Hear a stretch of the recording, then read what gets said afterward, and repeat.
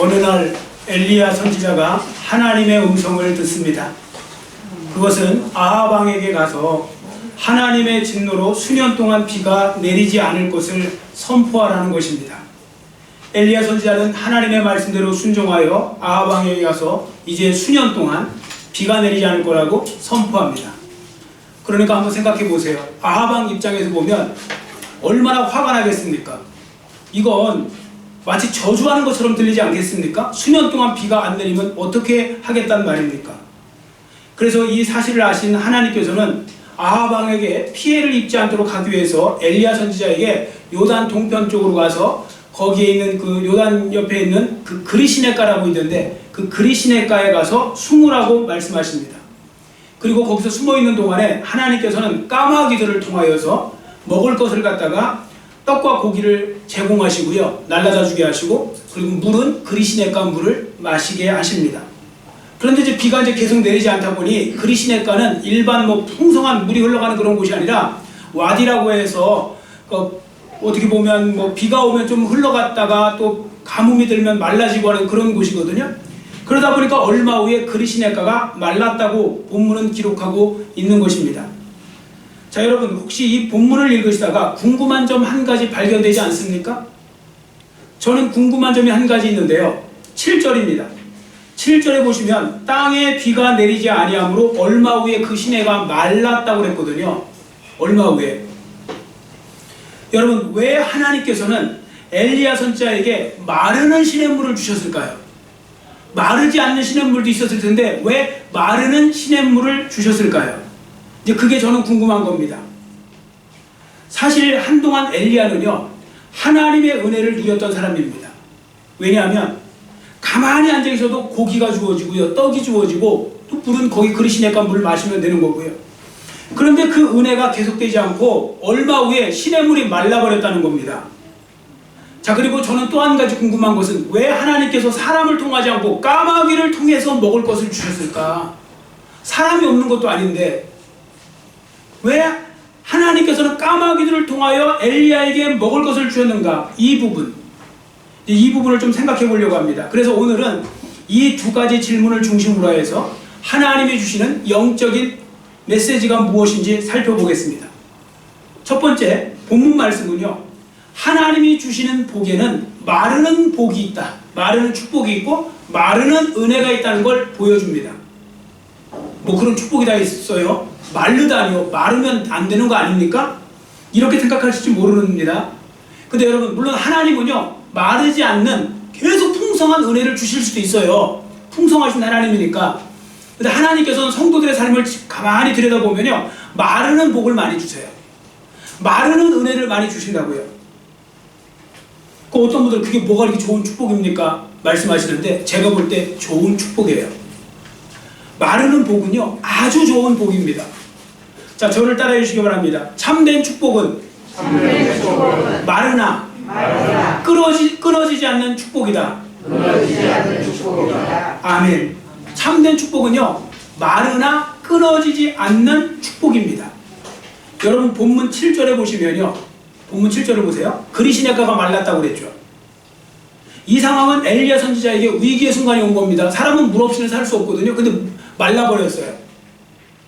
그런데 본문에 보시면 하나님께서 또 하나의 일을 일으키시는데 그게 뭐냐면요, 엘리야를 그 시냇가에서 나오라고 하시더니 이번에는 사르밧에 사는 과부에게, 그래서 사르밧 과부에게 보내세요. 그리고 그곳에서 엘리야를 살도록 하십니다. 그 말씀이 우리가 읽지 않은 본문 8절에서 16절 말씀이거든요. 자, 잘 보세요. 일단 그리시네가가 말랐죠. 그러나 엘리야는 또 다른 곳에서 하나님의 은혜를 이어져 받습니다. 그래서 제가 오늘 제목을 마르나 끊이지 않는 은혜라고 말씀드린 겁니다. 말랐어요. 근데 하나님께서는 그 은혜가 끊어지지 않게 다른 곳에서 은혜를 받게 하십니다. 자, 그러면 하나님께서는 왜 엘리야 선지자에게 마르는 은혜, 마르는 축복을 주신 걸까요? 그건요, 하나님만 찾고 하나님만 의지하게 만들기 위해서입니다. 여러분 이런 생각 한번 해보세요. 이런 상상을. 만약에 하나님께서요, 그리시네가로 엘리야 선지자를 숨기지 않으시고 갈릴리 바다로 숨기셨다면, 여러분 갈릴리 바다는 진짜 바다가 아니에요. 호수예요. 민물이에요. 민물. 그 물은 마셔도 되는 거예요. 그러면 여러분 엘리야 선지자가 어떻게 했을까요? 갈릴리 바다는 마를 일이 없거든요. 하도 커서. 그러면 엘리야 선지자는 거기서 하나님을 의지하는 것이 아니라 갈릴리 바다 의지하고 살았을 확률이 높습니다. 설령 하나님의 선지자라 할지라도. 여러분 우리가 이런 경험 주위에서 많이 하잖아요. 하나님이 물질적인 복을 주시니까 하나님을 의지 않고 그 물질을 의지하고 살아요. 많은 사람들이. 하나님이 건강의 복을 주시니까 하나님을 의지하는 것이 아니라 그 건강을 의지하면서 살더라고요. 많은 사람들이. 건강과 물질을 하나님의 자리와 바꿔버립니다. 이게 인간이 그만큼 간사하고 어떻게 보면 그래요. 그래서 하나님께서는 사랑하는 자들에게는요, 때때로 마르는 축복, 마르는 은혜를 허락하실 때가 많으신 겁니다. 왜요? 더욱더 하나님을 찾도록 하기 위해서. 이스라엘 백성들에게도 마찬가지 아닙니까? 여러분 출애굽 백성들에게 하나님께서 뭘 주세요? 만나를 내려주시잖아요. 하나님은요 얼마든지 이스라엘 백성들에게 야 1년 동안 쟁겨놓고 먹어 하고서 한꺼번에 주실 수 있어요. 썩지 않는 음식을 주실 수 있다고요. 근데 하나님께서 주신 건 뭐냐면 만나는 매일매일 내리는데 일주일치 저장해놔봤자 다 썩고 벌레가 생겨서 먹을 수가 없어요. 그래서 그날 새벽에 이슬이 내릴 때마다 가서 그걸 받아서 먹는 거예요. 그러니까 어떻게 보면 매일매일 하나님을 바라보지 않고서 살 수 없게 만들어 놓으신 거죠. 왜 그렇습니까? 하나님께서는 부족해야 하나님을 찾는다는 인간의 본성을 너무나 잘 알고 계시기 때문인 겁니다. 영국 속담에요 이런 말이 있습니다. 영국 속담에 여우굴에 들어가서 무신론자가 되는 법이 없다. 여우굴에 들어가면 무신론자가 되는 법이 없대요. 이 말이 무슨 말씀인가 하면 여러분 잘못 굴에 들어갔는데 어떤 굴에 쉬러 들어갔는데 거기가 여우굴이에요. 그 여우가 막 수십 마리가 있어요 그 안에. 그래서 여우가 막 한꺼번에 막 둘러싸고서 나를 잡아먹으려고 해요. 그때 무신론자가 될 사람은 아무도 없다는 겁니다. 다 자기도 모르게 입에서 하나님 살려주세요 살려주세요 이 소리가 나온다는 거예요. 그러니까 다 무신론자가 이제 유신론자가 되는 거죠. 그 순간에는. 무슨 말씀일까요? 급하고 부족할 때 사람들은 하나님을 찾게 된다는 겁니다. 그래서 하나님은 하나님을 잊지 않고 찾도록 하기 위해서 마르는 축복을 허락해 주시는 겁니다. 자 그러면 왜 하나님은 이렇게 하실까요? 아니 왜 하나님 꼭 하나님을 붙들고 살라고 이렇게 말씀하실까요? 왜 그렇게 하기 위해서 일부러 마르는 은혜를 주실까요?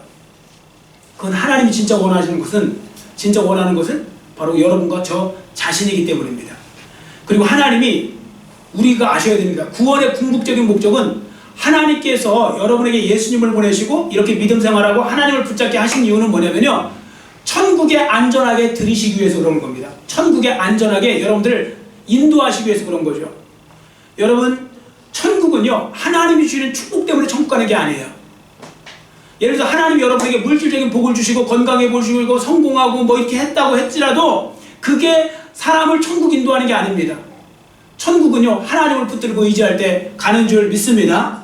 천국은 하나님을 붙잡고 갈 때 가는 거예요. 그렇기 때문에 하나님께서도요 조심조심 주시는 이유가 뭐냐면요, 넘치도록 주시는 것보다 그때 필요하게 주시는 게 뭐냐면 넘치도록 주셔버리면 그 순간에 하나님을 버려버리고 그 물질을 붙잡고 산다니까요. 사람들이 지금도 그런 성도들이 많아요. 그래서 하나님은 어쨌든 우리를 천국으로 인도하시려면 믿음이 필요하고 하나님을 붙잡는 하나님이 필요하기 때문에 하나님을 붙잡을 수 있도록 하나님께서는 때때로 마르는 은혜, 마르는 축복을 허락하시는 겁니다. 왜? 그거 의지하지 못하게 하기 위해서요. 그러니까 때때로 여러분의 삶에 어떤 부분이 마를 때가 있잖아요. 여러분 건강이 마를 때도 있고요. 사시다 보면 경제적으로 마를 때도 있죠. 막 경제적으로 막 조급해갖고 막 뭔가 막 안타까울 때도 있고, 상황이 또 어떤 또 직장에서 여러 가지 문제가 어려울 때 있잖아요. 이게 말라가는 거 아닙니까? 그 마를 때 걱정하지 마세요. 실망하지도 마세요. 그때 하나님을 붙잡으면 하나님께서는 그 마르는 부분을 이용해 더 놀라운 하나님의 은혜를 부어주실 줄 믿습니다. 아멘. 이게 믿음인 거예요. 그 믿음을 가지고 살아가는 게 중요한 것입니다. 자, 두 번째 본문 말씀은요, 최고의 복은, 최고의 은혜, 최고의 복은 뭐냐? 하나님께서 친히 먹여주시는 복, 하나님이 친히 먹여주시는 은혜라는 걸 아셔야 된다는 겁니다. 그게 최고의 복이고 최고의 은혜입니다. 자, 6절을 보세요. 하나님은 까마귀를 통하여 엘리야에게 떡과 고기를 날라다 주게 만드셨습니다.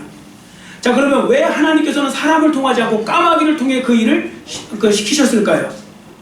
그것은요, 엘리야 선지자로 하여금 지금 엘리야를 먹여 살리는 분이 사람이 아니라 하나님이라는 걸 분명하게 보여주시려고 그렇게 하신 겁니다.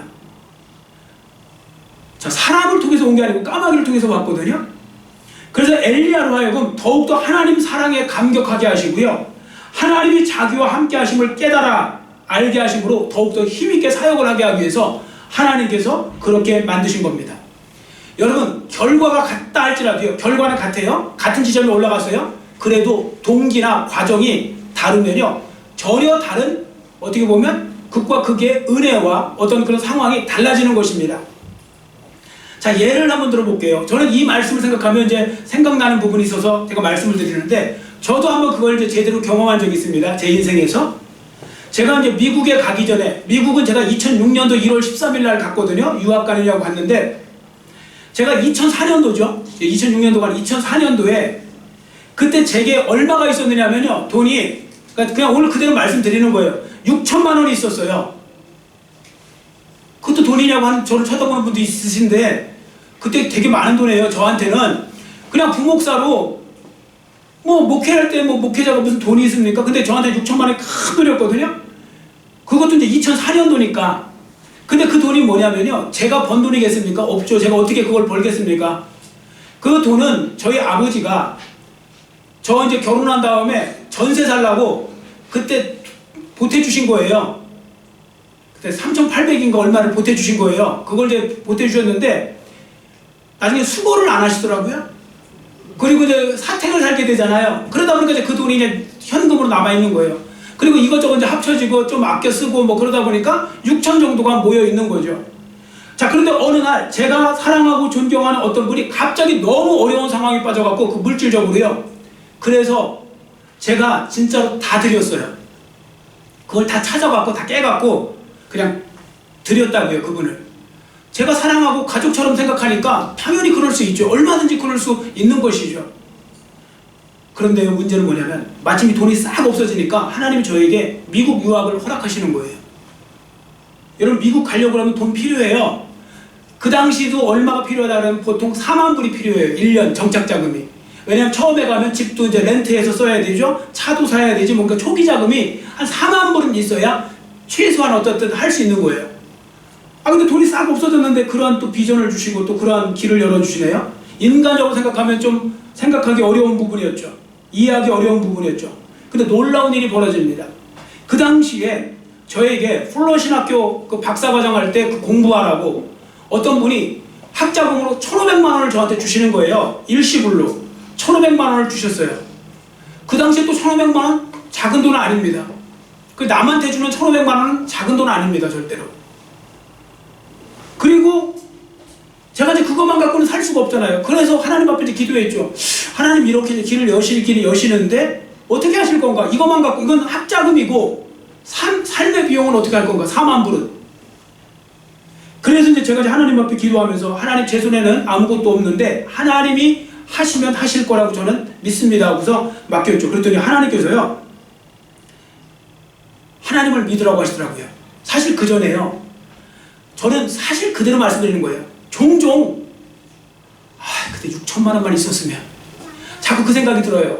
어떤 분들은 멋있게 간증하느냐고 그런 생각 1도 안 들었다고 하는데, 몰라요. 그분은 안 들었는지 몰라요. 저는 들어요. 그때 그 6천만 원만 있었으면 그거 참 편하게 할 수 있는데, 이거 어떻게 하지? 어떻게 하지? 그런데 하나님께서 하나님을 믿으라고. 그래서 믿고 나갔어요. 근데 정말 그 말씀대로 이루어지는데요. 학자금 1,500만 원 받았잖아요. 잘 계산하시면 돼요. 1,500만 원 받았는데 교회를 사임하니까 그 당시 한 4년 반 정도 있는데 퇴직금을 이제 부목사로 있었을 때 1,000만 원 주더라고요. 퇴직금 1,000만 원. 그리고 유학 간다고 하니까 성도들이 갑자기, 그 교회 부교육자들을 그렇게 챙긴 건 제가 알기로는 저 처음이에요. 갑자기 그 성도들이 돈을 갖다가 이렇게 후원금처럼 모아왔는데 1,500만 원을 모아온 거예요. 작은 돈 아닙니다, 남한테 주는 돈은. 그리고 또 형제들이 갑자기 또 1,000만 원을 갖다 만들어서 저한테 주고. 그리고 또 미국에 갔더니 저가 이제 오늘이 또 스승의 날, 스승의 주일 뭐 이런 거잖아요. 그래서 제가 이제 제 제자들이, 청년들이, 목사님도 선교 선교사도 돕는데 우리 목사님 선교하러 가는 거랑 똑같은 거라고 공부하러 가시니까 우리가 돕자고 그래갖고 10명, 제가 알기로 10명이 매달 5만 원씩 걷어갖고요. 50만 원씩 해갖고 2년 동안 보냈어요. 이걸 미국에. 사람이 2년이 아니라 1년만 지나도 그냥 언제 봤냐 하고서 입 닦는 게 사람인데 2년 동안 저를 잊지 않고 그래서 1200만 원을 또 보내셨고요. 그리고 생각보다 빨리 미국에서 교육 목사를 하게 돼갖고 또 1년 하면서 1200만 원을 또 받고, 그리고 또 그 다음에 생각지도 않은데 담임 목사가 갑자기 또 돼갖고요. 담임 목사, 그러니까 교육 목사가 담임 목사가 된 거예요. 담임 목사 돼갖고 또 2년 동안에 7700만 원 받고, 그럼 다 따져보니까 1억 5천이 넘어요. 제가 다른 분에게 드린 6천만 원보다 배가 넘도록 하나님께서 채워서 주셔가고요. 그렇게 역사하신 거죠. 말 그대로 하나님께서 까마귀를 통하여 저를 먹이신 거죠. 왜냐하면 제가 하나도 기대하지 않았던 속에서 그게 나타났으니까요. 여러분 한번 생각해 보세요. 당시에 만일 제가 돈 6천만 원을 가지고 있었다면 저는 그거 갖고 만약 공부했으면 이렇게 생각하겠죠. 역시 내가 그냥 내 돈 갖고 내가 했어, 내 힘으로 했어, 이렇게 말했을 것입니다.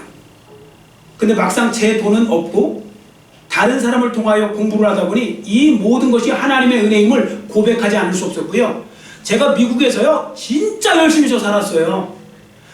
정말로 열심히 공부했어요. 저 미국 교회도요 3개씩 다녔어요. 3개. 영어 공부한다고. 실력이 안 들어서 그렇지 계속 다녔어요. 가서 성경 공부도 하고 막 그랬어요. 왜 그런지 아세요? 그때 청년들 때문에. 청년들이 그 지돈 자기 용돈 하기도 저게 모질랄 텐데 그걸 갖다가 저를 위해서 하니까 남의 돈 갖고 공부한다고, 남의 돈 갖고 미국 생활하니까요 너무너무 그게 미안하기도 하고 고맙기도 하고 그래갖고 제가 열심히 안 할 수가 없더라고요. 저 정말 제가 하나님 앞에 떳떳이 말씀드리는데 저는 진짜 무진장 열심히 했어요. 그리고 제가 말씀드렸잖아요. 예전에 저 가서요 빈병도 줍고 다녔어요. 이 빈병 깡통도 주웠다고요. 그래서 일주일 동안 주스면요 삼겹살 한 번 먹을 게 나와요. 저녁마다 남들 헬스클럽 갈 때 저는 헬스클럽 가지 말고 2발로 걸어다니면서 그걸 주스면 그게 운동된다면서 겸사겸사 가서 그것 좀 하고요. 청소도 하고 밤에 가서 뭐 목요일 같은데 밤에 10시에 들어가서 새벽 5시까지 그 야간 청소도 하고 그러면서 살았어요. 왜? 저를 도와주는 그분들이 너무 고맙고 미국 생활을 제가 제 돈으로 하는 게 아니었기 때문에. 그래서 사람들이 너무 쉽게 들어온 돈은요 너무 알기를 우습게 하는 거예요.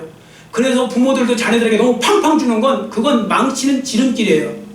자기들이 좀 살 수 있게 만들어주는 게 그게 도움이 되는 건데 그걸 사랑이라고 해서 잘못 표현하면 다 망가뜨려 버리더라고요. 저는 이제 그걸 다 잃어버리고서 이렇게 해버리니까 그래서 열심히 살았거든요.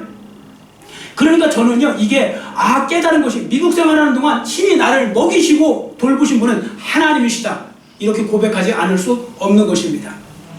여러분 본문에 보시면 엘리야에게 먹을 것을 가져다 준 것은 까마귀들이었죠. 한번 엘리야 쪽에 생각해 보세요. 한두 번도 아니고 아침 저녁으로 까마귀가 날라와야 되는데 그거 누구 생각이라고, 누구의 손길이라고 생각하겠습니까? 사람의 손길 아니죠. 아예 하나님의 손길이라고 생각할 수밖에 없게 만드신 거죠. 엘리야는요 그걸 먹으면서 이렇게 생각했을 거요. 하나님께서 이렇게 나를 사랑하셔서 이렇게 나를 돌보시다니. 그저 감격함으로 정말 흘러넘쳤을 것입니다. 이처럼 말하는 하나님의 은혜와 축복은요 모든 것이 하나님의 손에 의해 주어지는 것임을 알게 하는데 목적이 있는 것입니다. 그래서 그거 붙잡지 못하도록요 하나님께서 친히 모든 걸 간섭하신다는 것을 보여주기 위해서 우리에게 마르는 축복, 마르는 은혜도 허락하시는 겁니다. 자, 두 번째, 끝으로 또 본문 말씀에는요 이걸 가르쳐줘요. 예상치 못한 방법으로 하나님의 은혜와 복이 주어질 수 있다는 겁니다. 자, 따라해주세요. 예상치 못한 방법으로 하나님의 은혜와 복을 주신다. 아멘. 여러분 미국에 어느 흑인 모자가 있었습니다. 이제 남편이 없어요. 그래서 가난하게 살아요. 흑인으로서 이제 가난하게 사는데 이제 간간히 먹고 사는 거예요. 그런데 어느 날 그 어린 철부지 어린 애가 땡깡을 쓰면서 고양이 좀 한 마리 사달라고, 고양이 살 돈이 있어야죠. 그래서 그래도 이제 얘가 실망할까봐 그럼 우리가 하나님 앞에 고양이를 달라고 기도하자. 그랬더니 엄마 하나님 앞에 그럼 고양이 달라고 기도하면 하나님이 고양이를 주세요? 그래서 뭐 하나님께서 능치 못하실 일이 없으니 하나님이 필요하면 주실 거야. 그러면서 그 아이를 달래면서요 그 고양이를 놓고 이제 기도를 하는 거예요. 그런데 어느 날요, 그 엄마는 이제 뜨개질을 하고 앉아 있었고, 아들은 그 옆에 앉아갖고 종이에 이제 장난을 치면서 그림을 그리고 뭐 그렇게 있었는데, 갑자기 저 높은 하늘에서 새카만 게 떨어지는 거예요. 뭐가 떨어졌겠어요? 고양이가 떨어진 거예요. 신기하잖아요, 고양이가. 그러니까 계속 기도했는데 고양이가 떨어지니까 막 좋아 죽는 거예요. 하나님께서 소원을 들어주셨다고. 그래서 그 고양이를 이제 기르게 되었어요. 하나님이 주셨다고. 얼마나 좋았겠어요.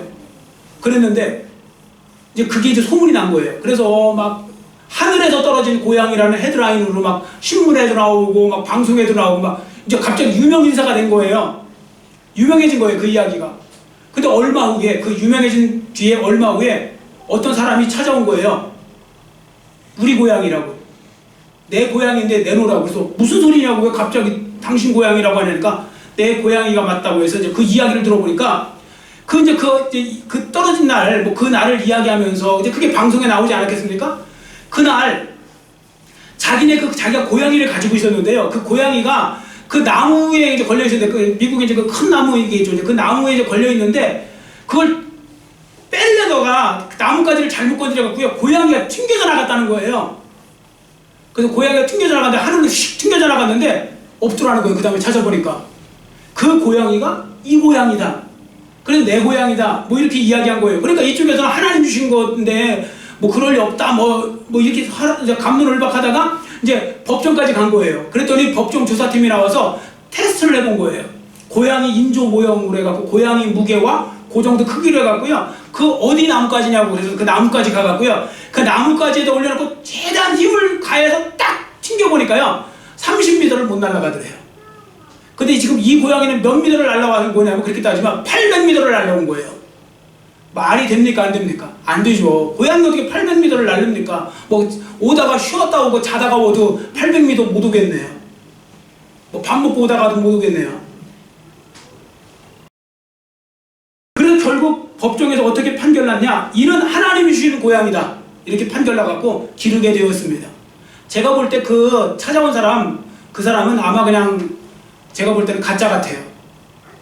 뭐 말이 안 되는 거죠. 어떻게 고양이가 800m를 날아갈 수 있다고 생각하고 오겠습니까? 하나님이 어떤 방법으로 주셨겠죠. 저는 그렇게 믿습니다. 하나님이 주신 거예요. 하나님이. 왜? 하나님이 예상치 못한 방법으로 얼마든지 주실 수 있으시니까요. 제가 이 부분에 대해서 말씀드리고 싶은 핵심은 뭐냐면요, 하나님께서는 기도하는 사람에게 예상치 못한 방법으로 얼마든지 역사하실 수 있는 분이라는 겁니다. 실제로 우리 삶 가운데서 보면 이런 경우가 너무 많이 있습니다. 오늘 본문도 보세요. 한번 생각해 보세요. 까마귀를 통해 엘리야를 먹이신다는 걸 엘리야가 상상이나 했겠습니까? 아니 누가 혹시 먹을 것 갖고 오나 이건 생각했어도 까마귀를 통해서 공수할 거라는 건 상상도 못 하셨겠죠. 엘리야가. 그리고 여러분, 까마귀가요, 그 먹을 것 갖고 오는 건 이거 불가능한 거 아시죠? 까마귀는요 탐욕의 동물이라 뭐 이렇게 말도 하잖아요. 까마귀가요 식탐이 얼마나 강한지 아세요? 자기 입에다가 고기를 물고 그냥 못 와요. 지가 먹지. 그런데 하나님께서 가장 극적인 그 새를 통하여 엘리야에게 고기와 떡을 나누셨다는 겁니다. 이건 정말 말도 안 되는 거죠. 또 얼마 후에 밀가루 한 푼과 기름 조금밖에 없는 사르밧과부를 통해 엘리야를 먹이시게 만듭니다. 여러분, 이것도 사실 말 안 되는 거 아시죠? 상식적으로 생각하면요, 하나님이 엘리야 누구한테 보내셔야 돼요? 부잣집으로 보내셔야죠. 여러분, 부잣집에 쌀이 넘치고 먹을 게 넘치는 집에 보내야 좀 얻어먹어도 좀 덜 미안하지 않아요? 근데 간 집이랑 딱 갔는데 하루 웃고 다니고 한 끼 먹을 것만 남겨있는 집으로 보내셨어요.